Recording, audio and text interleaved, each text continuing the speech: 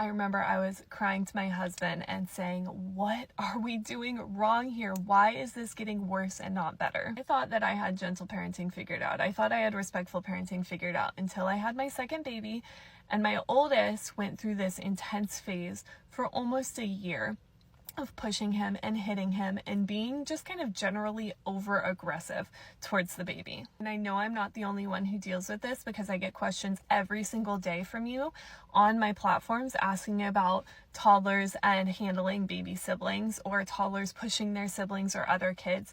This comes up all the time, and I know how exhausting it can be.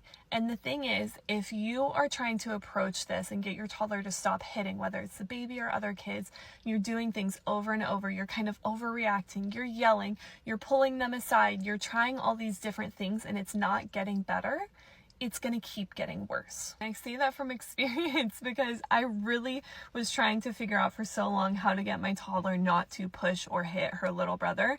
And the more frustrated I got, the more kind of high my reactions got, the more annoyed I was at her, the more I was snapping at her, the worse her behavior got, and it kind of snowballed. If you've heard me talk about my toddler tantrums guide, one of the main things I share in there is this framework of more freedom and stricter boundaries. And when I figured out how to implement that style of parenting, which is really inspired by gentle parenting, respectful parenting, and Montessori, and my real life kind of all blended together, I figured out how to get out of this rhythm that we were stuck in of her hitting her little brother. And there was one tiny shift that I made that's part of that framework that I teach, that's in my guide, that was giving her a yes. When your toddlers are stuck in this kind of habit of doing these negative behaviors, whether it's hitting or anything else, we have to give them a different outlet, right? Outside of how I was reacting in the moment, I needed to teach her some other ways of handling her big emotions, so that when she was frustrated or she was overwhelmed or she was angry, that didn't automatically turn into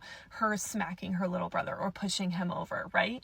And so giving her a yes, teaching her, here's what you can do when you're upset, when you want to hit, when you want to push, when you want to move your body. Here are all these other options.